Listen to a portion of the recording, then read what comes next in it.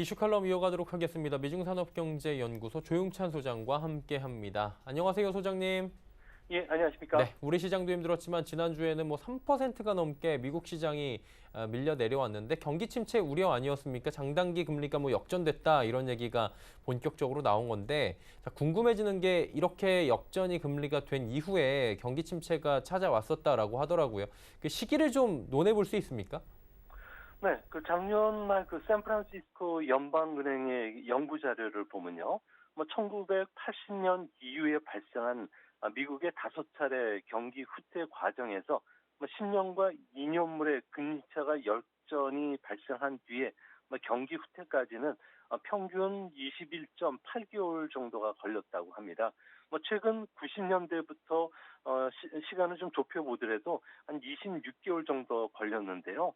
아무래도 이런 경기 침체까지 나오는 시차가 일어나는 것은 각국 중앙은행들이 경기 후퇴를 막기 위해서 금융 완화라든지 다양한 경기 부양책을 꺼내고 있기 때문에 그렇습니다. 또 금리차 역전이 발생한 뒤에 S&P 500 지수가 피크를 치는데 걸리는 시간은 평균 14.6개월 정도가 걸렸고요. 그 사이에 평균 주가 상승률은 무려 23.8% 정도로 상당히 높았습니다. 아무래도 금융 완화라든지 규제 해제로 인해서 주가의 버블이 끼는 과정이 이제부터 본격적으로 나타난다는 겁니다. 이 때문에 금리차 역전 뒤에도 주가가 상당 기간 상승했었던 과거 사례를 보면요. IT 버블이라든지 주택 버블이 일어났던 경우가 많습니다. 이런 측면에서 봤을 경우에 앞으로도 미국 증시는 좀 더 상승할 가능성이 있지 않을까 보여집니다. 근데 이제 과거와 지금의 경기 상황이 같다고는 할 수 없다라는 이야기가 있잖아요. 그러다 보니까 이번에 경기 후퇴를 좀 피해갈 수 있지 않을까라는 기대도 있는데 어떻습니까? 네, 미국에서 보면은 아무래도 행정부 사람들 같은 경우에는 경기 후퇴가 바로 일어나진 않을 것이라는 이야기를 계속하고 있는데요.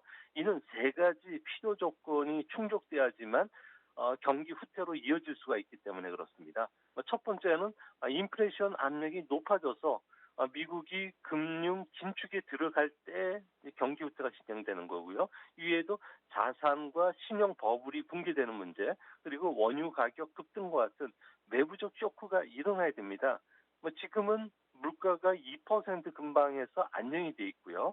과잉 투자나 자산 거품은 보이질 않는 상태입니다.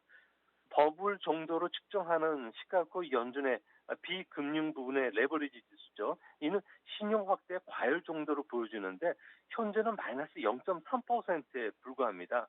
원유라든지 다른 상품 가격을 보더라도 공급 과잉됐던 상황이 전혀 보이지 않는 상황이기 때문에 현재는 당장 경기 후퇴로 이어질 가능성이 없고요. 또 10년물 국채 수익률이 지금 하락하는 것은 미국 경제가 인플레이션 없이 성장이 가능하다는 체질로 변했다는 신호이기 때문에 시장의 미래 금리를 낮게 예상하는 것은 아무래도 자연스러운 현상인 것으로 보여집니다.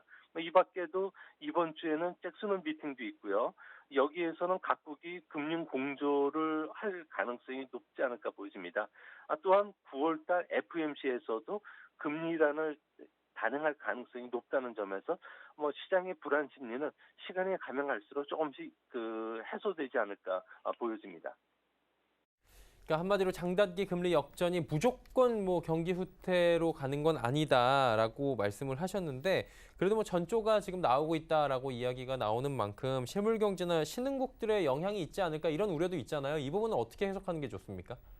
네, 장기 금리 같은 경우는 주택 대출 금리의 기본이 되기 때문에요. 장단기 금리 차가 역전이 된다는 것은 은행의 예대 마진이 크게 줄는다는 것을 말합니다. 금융기관 같은 경우는 대출을 해줄수록 손해입니다. 이 때문에 기업의 대출이 급격히 줄어든다든지 기업 팔기, 기업 부도 확대를 우려해서 대출 조건을 좀 더 엄격하게 적용하는 시기가 이제 도래한다는 건데요. 실제 은행의 대출 태도의 변화가 발생한다면은 시차를 두고서 기업 도산이라든지 실업자 증가로 이어질 수가 있는 상황입니다.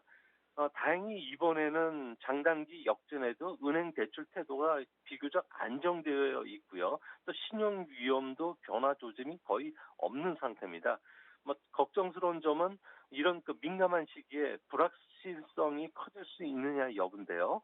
리스크 자산 같은 경우에는 안전 자산으로 진로의 도피 움직임이 벌어질 수가 있기 때문에 그렇습니다. 이를 잘 보여주는 사례가 아르헨티나 그 대선 과정에서 예비 선거에서 야당 후보가 예상 외로 승리를 거뒀는데요. 이 때문에 환율과 주식, 채권, 트리플 약세가 아르헨티나에서 찾아왔습니다. 당분간 신흥국에 유입됐던 투자 자금들 같은 경우에는 불확실성이 좀 예민하게 커진다면은 앞으로도 좀 역류하는 과정이 좀 더 있지 않을까 생각이 됩니다. 그리고 신흥국 시장에서 자금 이탈이 지금 나온다라고 말씀해 주셨는데 그럼 우리나라도 영향이 있잖아요. 우리나라의 당분간 뭐 향후에 줄 리스크 어떤 것들이 있다고 저희가 정리해 보면 좋을까요? 네, 미국 같은 경우는 경제 퍼포먼탈이라든지 뭐 연준의 금융 도구가 아주 정교해지기 때문에 뭐 글로벌 경기에 그 악영향을 미칠 가능성이 크지 않은데요. 하지만 우리나라 같은 경우에는 가장 그 외부 변수 중에서도 미중 무역 전쟁 그리고 홍콩 시위에는 좀 민감해질 수밖에 없지 않을까 보여집니다. 무역 전쟁의 후유증으로 인해서 뭐 중국 기업들은 현재 도산 그 동민화 현상이 일어나고 있고요. 또 200만 개 일자리가 좀 사라진